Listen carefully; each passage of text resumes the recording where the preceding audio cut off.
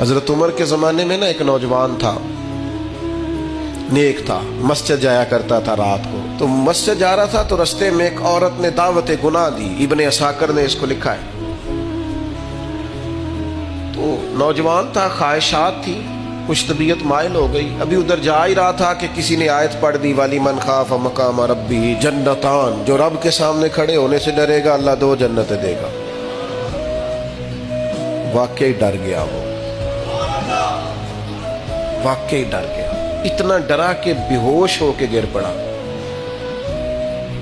بیماری سے لوگ بے ہوش ہوتے ہیں، پیسے ڈوب گئے بے ہوش ہوتے ہیں، بچے کے غم میں بے ہوش ہوتے ہیں. سچ بتاؤ، کبھی خوف خدا سے بھی بے ہوش ہوتا کوئی دیکھا ہے؟ ہمارے ہاں تو روز مرہ ہی نہیں ہے بھائی. اور بڑی باتیں ہیں بے ہوش ہونے کی، ڈرنے کی، غش کھانے کی.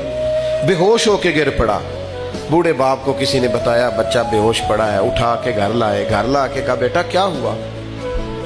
نوجوان ہے، چڑھتی جوانی ہے، پر پاکیزہ بڑی ہے. کہنے لگا ابا جی گناہ کی طرف چلا گیا تھا، پر میں نے آیت سن لی جو اللہ کے سامنے کھڑے ہونے سے ڈرے گا رب 2 جنتیں دے گا.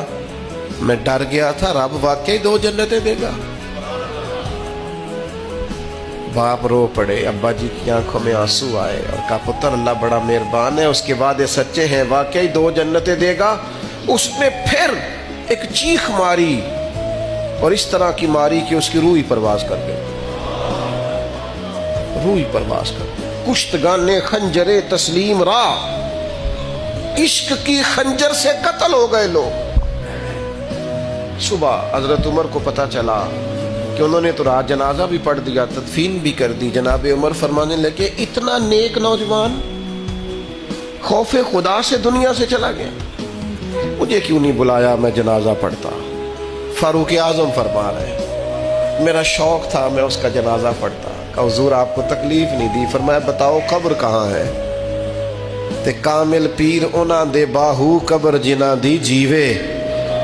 حضرت فاروق اعظم قبر پہ تشریف لے گئے اور کھڑے ہو کے فرمانے لگے نوجوان مجھے امید ہے میرے رب نے تجھے 2 جنتیں دی ہوں گی. ابن عساکر کھول کے دیکھو تاریخ بغداد نے کیا لکھا ہے. حضرت سیدنا فاروق نے فرمایا امید ہے 2 جنتیں دی ہوں گی. قبر کے اندر سے بولا کامل پیرونا دے باہو قبر جنا دی جیوے. قبر کے اندر سے بولا. کہنے لگا حضور امید والی بات نہیں، رب کے وعدے سچے ہیں، اس نے واقعی مجھے 2 جنتیں عطا فرمائی، 2 جنتیں دی ہیں، میں نے اپنے مالک کو راضی پایا.